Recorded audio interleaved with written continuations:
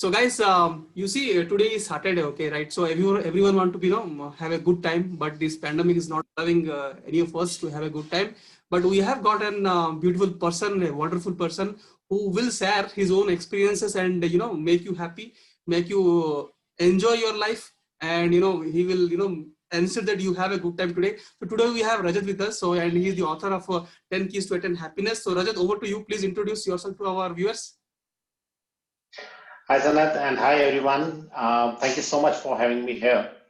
So my name is Rajat Khatri, and I am actually an MBA, and I work in a corporate. So I basically had the business intelligence. So I've been in this data analytics industry from the last 14 years and looking into numbers for different corporates clients. Last year, there was a bit of a challenging time when I quit my job, and I was just thinking, what exactly is the meaning of my life, right? What exactly is it that I want to do? So I spent days and days and days with myself, for the first time with myself, just to try to understand what exactly is the meaning of my life and what exactly should I be doing. There were so many things that came up. I tried doing that, and after 2 or 3 days, suddenly I would feel that no, this is not me. This is just something which I love doing for some time, but not every time. So I still spend a lot of time with myself, try to find the answer. And the answer that I got was that, I love to be around people and make them happy, make them smile, have some good conversation so that they feel good, they feel influenced, they feel better. And that's where I thought that, okay, so that means there could be some people who usually we know them as comedians, right? There's Kapil Sharma. There are so many more people I can just talk about. They're comedians, right? Who just make you laugh. But I'm talking about something else. It's not only about a short-term laughter. It's about feeling good in life, feeling better in life. So then I just started searching for this. What exactly is happiness? And that's when I realized that there are actually so many happiness coaches already around. There are so many professors. They study psychology and they try to understand that what exactly are the things that people should do so that they feel that change within their body and they feel better about it. So I spent a lot of months studying those studies that have happened, started understanding psychology. I went through so many books. I did so many courses of those people. And that's when I just become a certified happiness coach. And therefore, I started taking sessions. I started talking to people. I started conducting coaching sessions, speaking sessions. I went to different schools, different corporates even to conduct these workshops. And there were so many people who said that, you know what, this one day that we have spent with you or half a day that we have spent with you, we are really feeling good. It's actually making us feel happy, and the tips and tricks that we're telling. And since you have already proved that they are like proven tips and tricks, and we should actually implement in our life. But how can we share with others, right? Because the way you are saying, if we tell to other people, maybe they won't get influenced. So is there another way out? In the meantime, this pandemic came and we all were like home locked. So I thought what to do. I just cannot do all those sessions now. And that is when this thing just struck me. And I thought that let me just write a book. Now content was already there. This is exactly the content that I use in most of my workshops. So I just started jotting it down. And that is when my book got published in June 20. And I think somewhere by the mid of July, it was already an Amazon bestseller also. And ever since, I've been getting a lot of interactions, a lot of assignments. People really want me to take Zoom sessions, online sessions, and virtual workshops that I've been doing with various schools, even with doctors now, and of course with a lot of corporates. Because although everyone is working from home, but still, somewhere there is a fear, somewhere there is unhappiness, somewhere people are not able to make a work-life balance. So my workshop just comes very handy to them. And they have been. I must feel happy that somewhere I'm influencing life of others, and I'm making them a happier person. That's great. That's great, because you see, these are not good times, right? So we will talk about your keys to attain happiness, all the 10 people want to know. But let's talk about yourself. Like how, when someone, suppose me or any viewer approaches you that okay, something is going in my life and I want a solution to it. So you are like a tonic to them. So how, what solution will you give? Okay, I can give you an example. Like okay, something has not gone well. What I was supposed, what I was expecting. So what will be your solution to that problem? See, Sanat, there are actually different aspects of life, right? So I usually talk about five major things. So our life is a mixture of five things. One is the health, right? The second is the wealth. The third is the relationships. The fourth is uh, uh, mm, my work, basically what I'm doing for living. And the fifth is me myself, me as a person, right? Now what happened is, see, this life, there has to be challenges, there has to be problems, and that will remain, that will always remain. I'm not telling someone that, you know what, I assure that after my workshops you won't have any problems. What I just tell them is there is a different way or approach to handle those problems.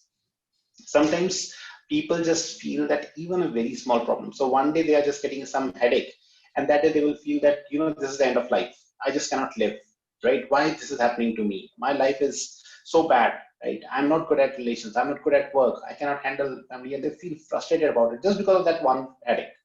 However, there are people who are undergoing a lot of big diseases, right? They are undergoing a lot of treatment, but still, if you see them, they are full of life, right? The only difference is the approach. So it's not that I solution that I give; it's just that the approach that I tell them that, you know what, this all is a part of life. The only thing is, rather than looking at this one aspect, which at the moment is causing some problem, let's be grateful, meaningful, and uh, put more concentration on what all is still good in my life. Because once you start feeling good about it, that's when you will feel good. But so just take it as an example. You're very good in mathematics, right? And you have given your a test, and out of 100 you scored 90. So you have two approaches. One is you feel bad about it, that you know what, I couldn't score 10 more marks. And second is you really feel good about it, that you know, wow, I scored 90 marks. So it's all about you, So that you right? are How you talking want to. about. Similarly, it's with the life. Yeah, yeah. So that is a a very simple and basic solution that you are talking about. Is that so? The approach to a problem can be is people specific, right? How a person approaches to solve his or her Exactly. problem. That is quite great. That is Yeah. I think I got one of your keys to attain happiness. If I may say, is it? It's so. Did we talk about the first key? No, this is not the first key. This is somewhere, I think, fifth or sixth key. Okay, so So we'll go. if you sure.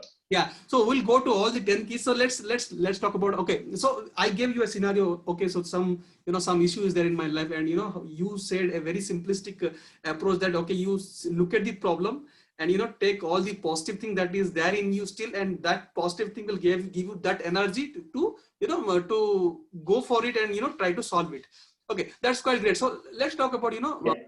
when we were in the India was in a land of villages, we say, right?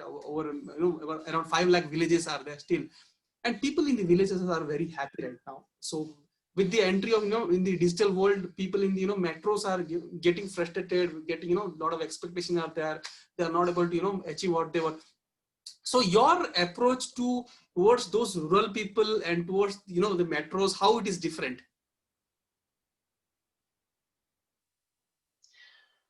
See, I think although it's a very good thing to talk about, and in fact, I did a bit of a study there as well. But so although the rural and urban life has nothing to do with the happiness as such, as I said, it's always the approach. So you will always find happier people in urban life also, and you will find frustrated people in villages also.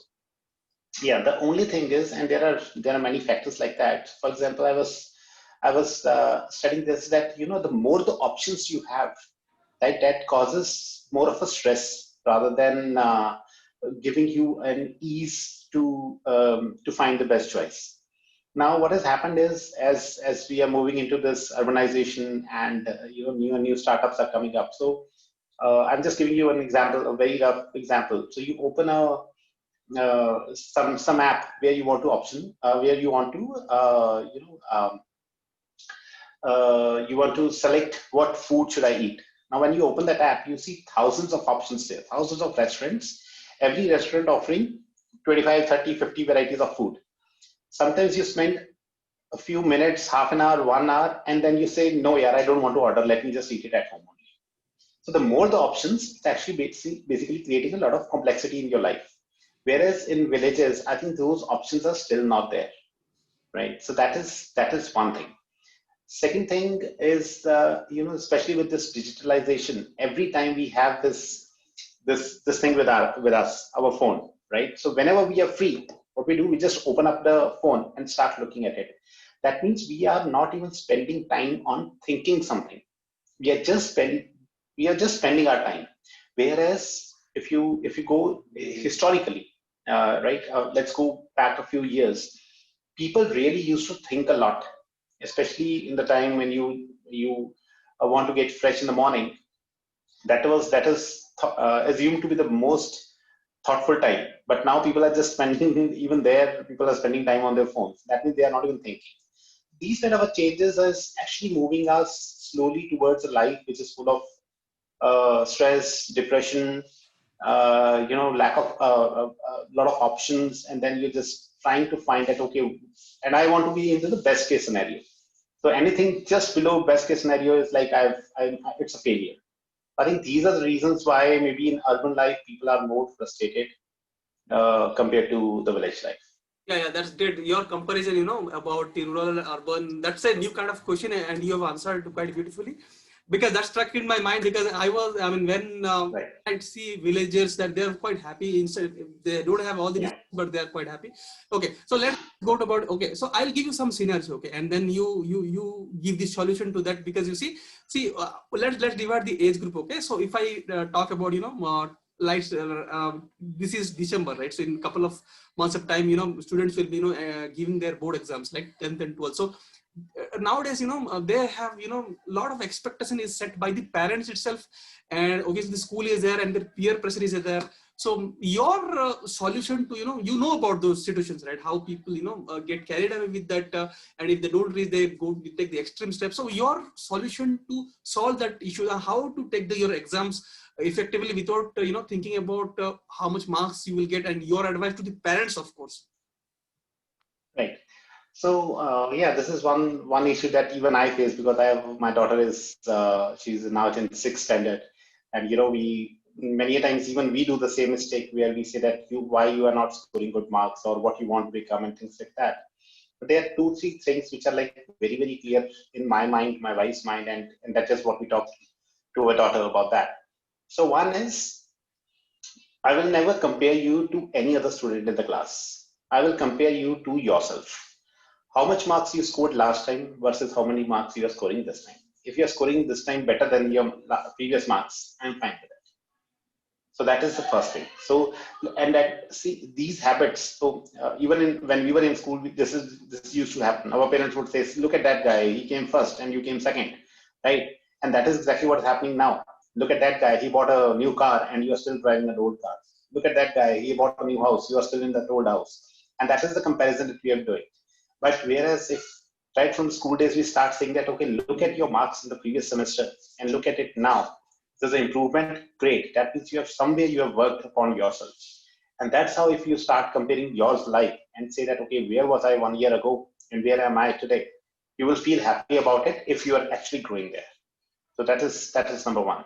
So Number two is, I always ask my daughter, what exactly do you want to do?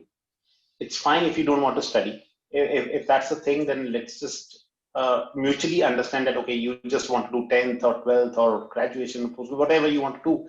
Let's just agree to that, and it's fine. If you score 50% or 80%, it doesn't matter to me. But then what exactly you love doing? And she said, I love dancing, right? So she's good with academics. I'm happy with that. But she said, I love dancing. I said, fine. I'm spending some money, go and dance, right? Because once a person is actually doing what he or she loves to do, that is when his inclinations toward other things also increase, because he's happy. right? He wants to achieve the next milestone. He wants to, be better at it. And not only dancing, then I see even his interest in studies and reading and everything else grows because people are now appreciating him. Maybe because of dance, but she's feeling better about it. So that's the thing. Always look for what exactly your child is good at. Influence him and guide him to be better in that area. And suddenly you will see that he's even improving in all other areas of life. Yeah, that's great. You see, so if any parent is listening to Rajat, so guys, you see how simplicity. I mean, his thoughts are and how simple he is giving you the solution to the problem. That is a very big problem in urban area, because in rural areas it's still the same. You have to enjoy your day and do whatever you want. That's quite great. So let's increase our age group problem, right? So the student clears the 10th or 12th boards, and now he or she comes into the college life, okay, which is quite different, because school, you are going to the same school every day, and you have the same group of friends. Now the friends changes, and some friends move out of your life, some new friends come in. So the thing is that that thing is quite so your attachment towards video games or maybe social media increases in those times, because parents are a little bit liberal. So that this is a digital age and we can't live without our phones. So how the kids of maybe the 15, 16 years or 80 years kid, how they can handle this influence of the digital atmosphere more than their friends? Mm, so are you trying to ask that how can uh, How they will you get a benefit manage? Yeah, from spending time? manage that, Right. how will you manage that phone influence of phone over the influence of about your friend? Because in school it's all about friends, right? And it was a healthy environment. But Yeah. when after school, when you come to college, your mobile becomes more friendly to you. How to manage that? So I think, see, there are two, three things to that. One is even your mobile can become your good friend, right? And frankly, in the last 2, 3 years that I've spent, I've learned a lot of things from people, and I've not met those people. It's just through internet that I've seen their classes, and but they influenced me. So I think the first thing that if you really want to make your mobile phone as your friend is find a good coach or a person who influences you. And there are so many people in India, outside India. You can look at any successful person whom you want to be like and try to search and read about him or watch his videos. Spend some time, 15 minutes, 20 minutes, maybe 30 minutes a day. For example, if you really love, say, MS Dhoni, right? So just watch his videos, just see what he's saying when he's going on some shows. What is his thought process? How is talking to press, right? His sense of humor and everything. Just try to do that because the more the time now, basically you're spending more time with that guy, right? And somewhere he will influence you to become better. So that is one thing. Second is keep learning something new. And thanks to this age, the last 3 years, the education sector, especially online, they have grown so much. Any course that you want to do, anything that you want to learn, there are thousands and thousands of videos and blogs and articles that are available on the internet. Just spend again 15, 20 minutes. That's more than enough. Just so let's assume even if you're spending say 1 hour a day, just understand after the end of the first month, you actually gone through a 30 hours of material. 30 hours of material means you're much, much better and stronger in that particular subject, which is of your interest area. And probably after 2 or 3 months, you can start guiding, coaching, or telling other people about that subject, and you can just become master about it. So this is how you can really become a good friend with your phone.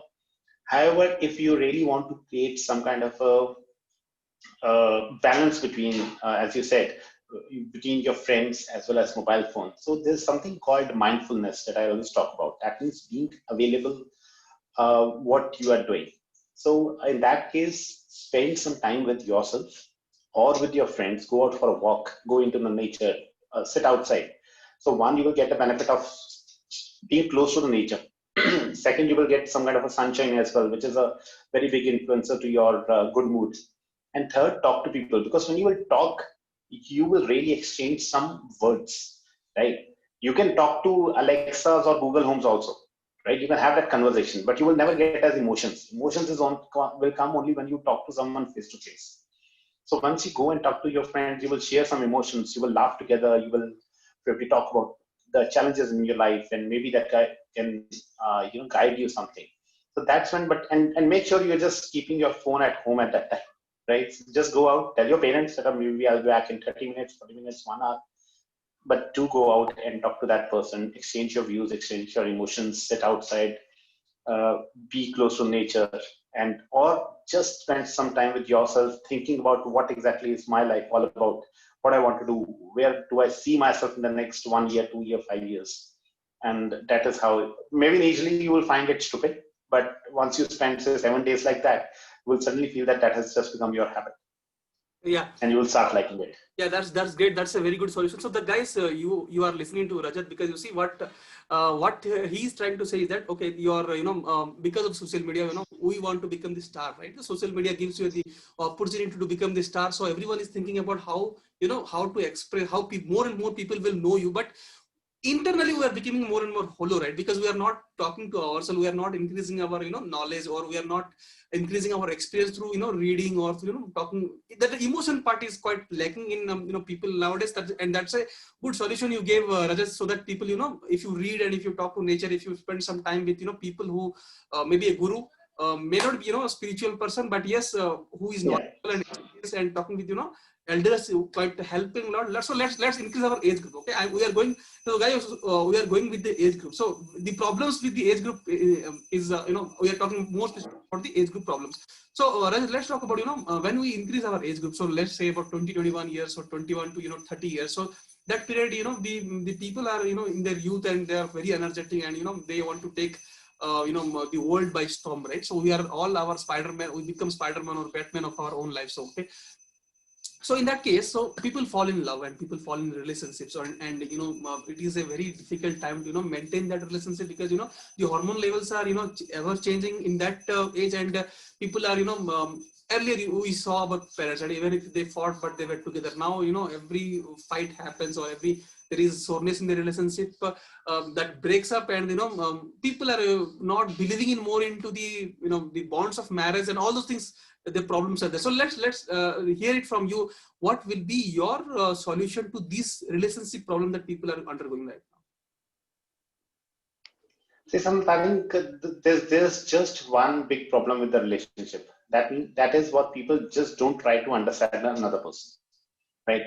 So I can't be a same person with you, with my wife, with my parents, with my sister, right? I have to be a bit different because all these people are different, right? They look at the world in a different way. So if my so sometimes maybe my mother just needs me that my son should spend some time with me, right? In that case, I know that she expects me to spend some time with her, maybe a cup of tea with sitting with her and talk about a childhood memory. And she's happy throughout the day that at least in the morning my son just spent like 15 minutes with me and talked about some good memory, and that's right. Whereas what my wife expects uh, is something like he handles all the finances of the home, and he makes sure that we have relevant investments at place. He's spending time with the kids, and he's of course giving me also some personal time and all that. So her expectations is like that, and I should understand that you know even if we get into some challenging conversation sometimes, I must know what is the best way to handle that. If she's shouting, I'm shouting, the things will not work. But I know if she's shouting and I say that one liner that makes her smile, the things can eat out. So when I know that this is the best way out, then why do I need to shout when she's shouting? Why can't I just smile or just say something sweet to her and things can be normal? Similarly, my daughter, again, she's, uh, she always says, Papa, you don't spend a lot of time with me. But I know that even she cannot spend more than 15, 20 minutes with me because she's in that age group where she likes her friends, she likes spending time with her books, reading, dancing, whatever. So I know that it's exactly 15 minutes that I need to give her. Right. So at almost in the evening, 7 or 8, I just go to her room and I say, okay, let's play something. Right. And I know 10 minutes of playing is more than enough. And after that, she's like, Papa, I love you. You're the best dad, this, that, like that. So I think it's all about understanding the another person. Once you know that what that another person needs from you, and I'm talking about all the important relations, I'm not talking about the complete world. There are just 5 or 7 people actually who matters a lot in your life. So you just need to think about them and see how you can fulfill their dreams, make them happy, And once they are happy, you are automatically happy. Yeah, that's great. That's a short and short solution for the problem that we have, because relationship management is quite important and quite difficult, because you can manage money, you can manage people, but managing relationship is quite difficult. I understand that. So yeah, so let's increase the age group now. Let's come to the later part of the career. Excuse me. So let's talk about later part of our career. So when we retire, right? So when we are 50 years old, and we feel a lot of loneliness, right? So people move out of our life. Our kids doesn't listen to us. So that is a separate problem altogether, because we have seen our parents. So we were in nuclear family. People were there. They used to talk to people. Now they don't find. So sir, what is your solution to that? How people can understand, I mean, go resolve this problem of loneliness?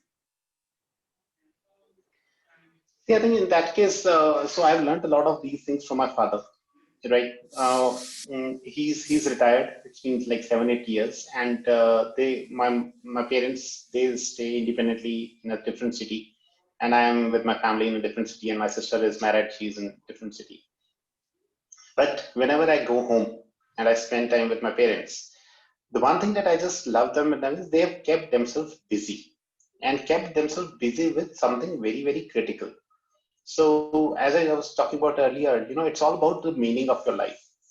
So my father, he just thought about it, that what is it like why I'm retired now? So should I just spend whole day reading a newspaper, watching news, and then interfering in life of others, and trying to make everyone perfect and giving them some free advice, or should I just spend some more time with myself?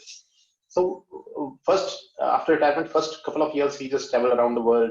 He spent time with his friends. He would do whatever he feel like. But then he said, no, no, this is not what I need to do. And he started doing organic farming. In the last 5 years, he has just created a very beautiful organic farm at home. I mean, on the second floor of our home, there's a free space, open area, and he has just started organic farming there. And nowadays, I see that he spends around 5 to 6 hours taking care of all those plants. So all these vegetables are actually grown at our home, right? He says, one, this is a good exercise for me because every morning I know what I need to do.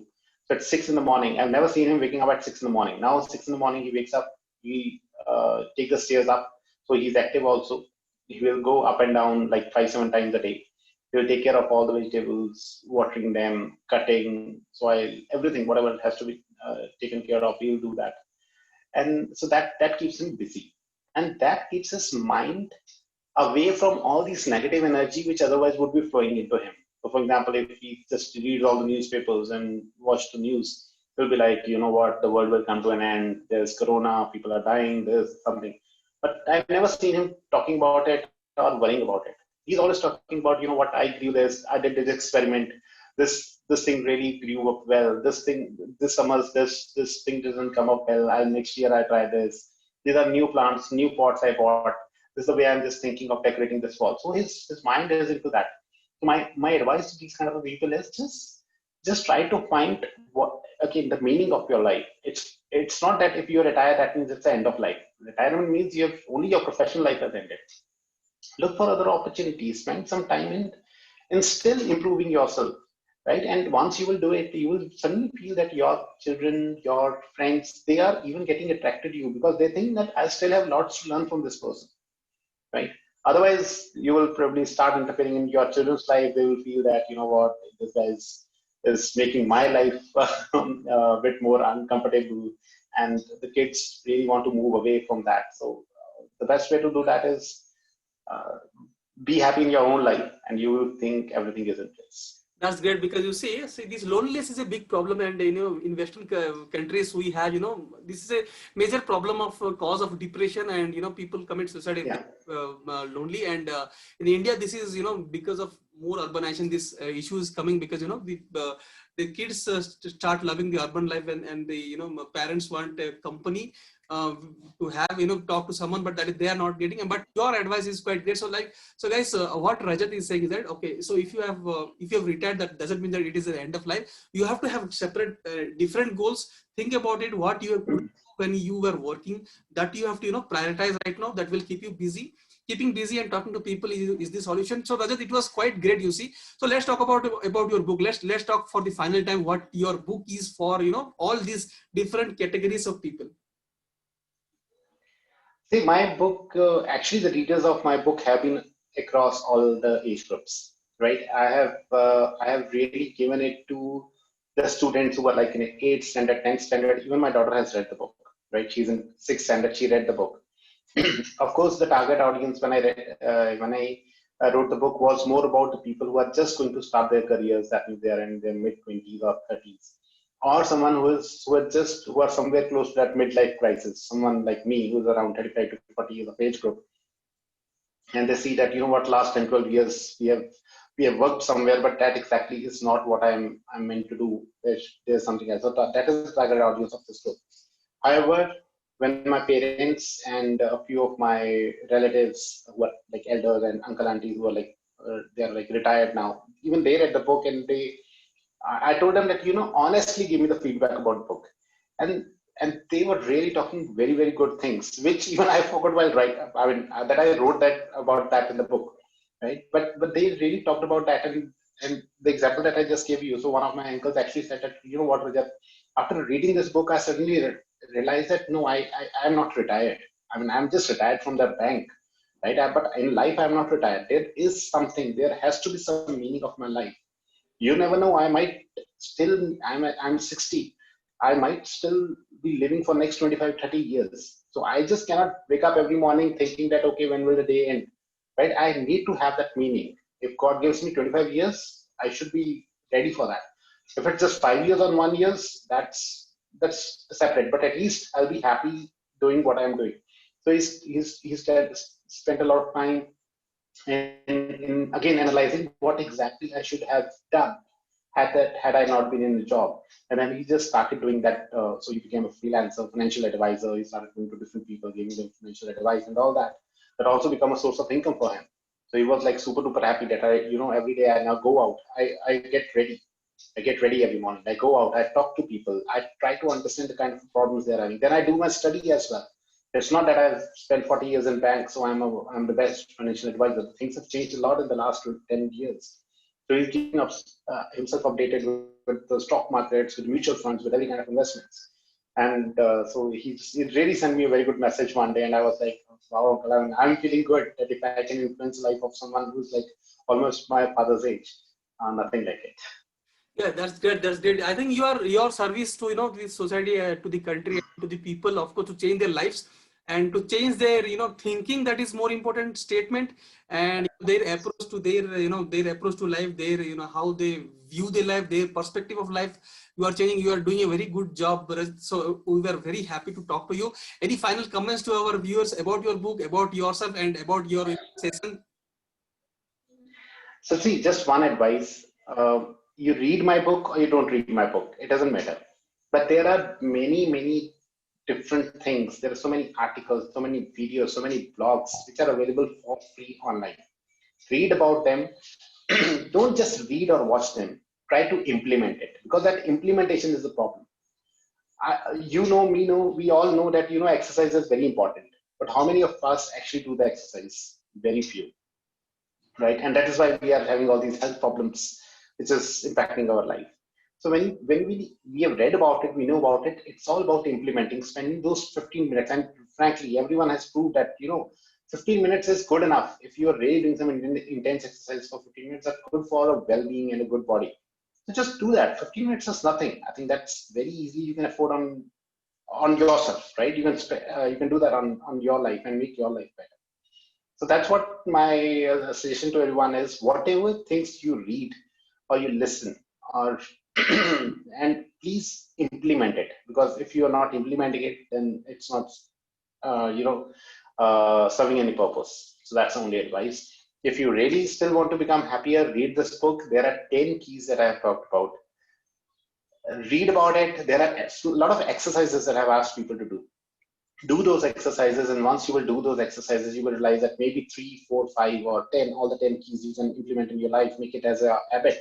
And these are like easy to do things. I'm not asking you to climb the Mount Everest. These are very simple practices that you need to do. and slowly they'll become a part of your daily life. And in say 15 days or 1 month, you will suddenly start seeing a lot of difference in yourself, and you'll be a much happier person and a better person in that case. Yeah. So guys, today we talked with Rajat. It was a wonderful session, and we talked about how to manage our life properly, and how to become. I mean, still working. We have how to become happy. And he has talked about all the 10 keys of to attain happiness. Please buy his book. It is available in Amazon, and please attend his sessions. He is available in Insta. In his own website is there, and please talk to him. Feel free to talk to him because he's a wonderful person by heart and by working in a corporate life, leading a corporate life. You can expect a lot of irrespective of your age group. Please talk to him. He's a very approachable person. So thank you Rajat, again to spending some beautiful time with us. Thanks to you, Sanat, for giving me this opportunity. Bye bye. Thank you.